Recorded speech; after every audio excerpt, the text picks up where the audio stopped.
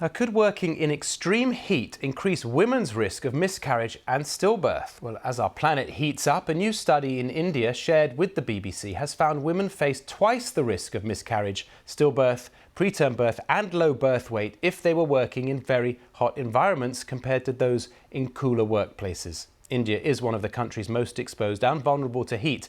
And let's put it all into some context for you now, because over the past 5 decades, India has experienced more than 700 heatwave events, which has killed at least 17,000 people. Climate experts say that India's extreme heat events could cross the survivability limit by 2050. Researchers are now working with scientists in the UK to better understand how extreme heat could have an impact on advice for pregnant women globally. The BBC's global health correspondent Tulip Mazumdar has been to the state of Tamil Nadu to meet some of the women who took part in the study. Summer is coming, and India is predicted to become one of the first countries where temperatures will top the safe limit for healthy people who are just sitting out in the shade. It's workers like these who will be, and already are, most affected by the heat. These workers start early in the morning to avoid the worst of the hot sun. It's around 28 degrees at the moment and very humid. I've been sweating quite a lot all morning. This is just one of 3 jobs Sandhya has to help feed her 2 children. There was also a 3rd child, who she lost 6 months into her pregnancy. I would work the whole day in the heat. My legs would swell. I felt thirsty all the time and out of breath. One day I was cutting the crops. I suddenly felt intense pain and I started bleeding. I went to see the doctor and he told me my baby had died. Most of us women who have miscarriages never find out why their babies died. But do you think that working out in the heat could have had anything to do with it? I think so. I think standing in the heat for hours could have had an impact.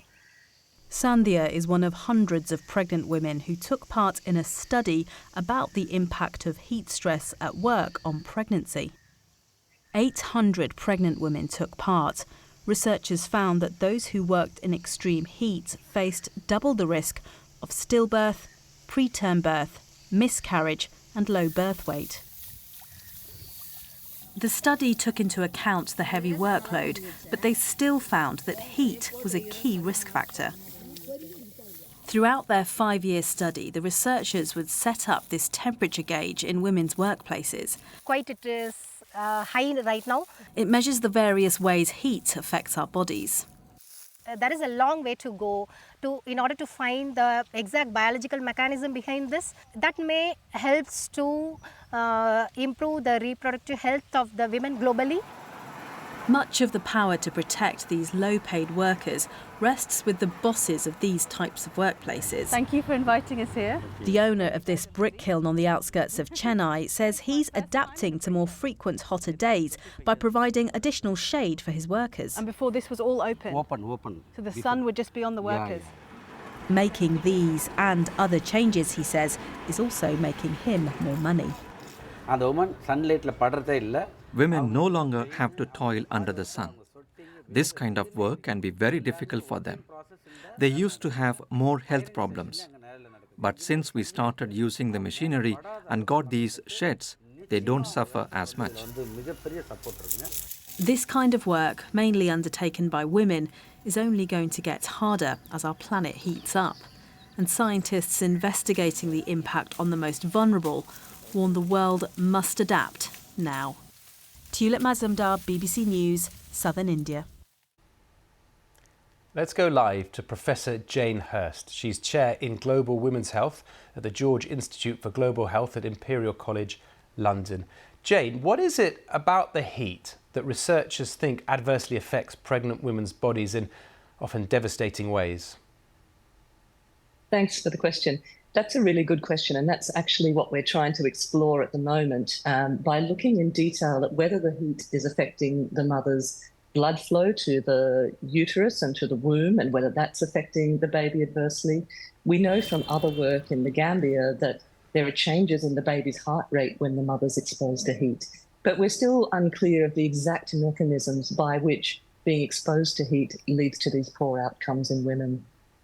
And people listening to this will be wondering what type of heat we're talking about, what level of temperature. Is it around 28 degrees Celsius from what I understand? And is that considered a high risk above that, or does it depend on humidity? What should people be looking out for? Yeah, it depends a lot on the ambient air temperature, as you say, the humidity, but also the level of work which the woman is engaging in and her clothing, and also her acclimatization to heat. So unfortunately, there's no simple threshold of, above this temperature it's safe and below this temperature, or below this temperature it's safe and above this temperature it's not. It's a little bit more complicated than that. And that's another thing which we're trying to work out. The current thresholds for safe working are actually determined off working men, 70-kilogram men in the United States. And you can imagine, especially for these workers in India, those measurements are probably not going to be very relevant to their body functioning and physiology. So we are trying to work out some more particular recommendations that can help women practically. Yeah, there are limits, aren't there, to working conditions, but famously in Spain, in the UAE.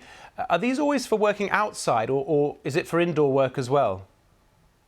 It's important that they're also for indoor work if the indoor workers are exposed to heat. So in the India study, Tulip mentioned there were brick kiln workers, but there were also people working in bakeries and other indoor environments where they can be quite extreme heat. And of course, women in the home place are often the ones in the kitchen cooking, and if that's an enclosed area where there's no way for heat to escape, potentially that could be risky for people. We're witnessing temperature rises around the globe. Obviously, we're focusing on India at the moment, but what's being done elsewhere to measure the risks and warn people about them? Yeah, there's an increasing recognition globally that the effects of climate change are not gender neutral, and pregnant women are really at the front line of experiencing these adverse effects. So the Wellcome Trust have recently funded 10 large projects around the world to explore this issue in more detail. And the India team is one example where we'll be taking this forward. But people are looking at this in Australia, in Africa, and in many other places around the world. I mean, I think what's important is to realize that this is an issue which is affecting everyone. It's not just people who live in tropical countries. And there is some evidence of, slight increases in poor outcomes, even at much lower temperatures that we would see in Europe or in North America, those places. And you say it affects everyone, but it particularly affects a vulnerable group, pregnant women. And why has it taken so long to investigate this then? You say that lots of studies that the current limits are based on are male studies. Exactly. I think this probably reflects, our lack of good research into women's health globally, which is finally being, recognised that we need to consider how different medical conditions and environmental exposures may affect men and women differently. And it's quite shocking. When I started working in this field, when we're looking at breastfeeding in women, for example, most data that we have actually comes from dairy cows. We don't have that much data in human women, which I found quite shocking. Well, thanks for bringing it to light now. Professor Jane Hurst, thanks for joining us on the programme.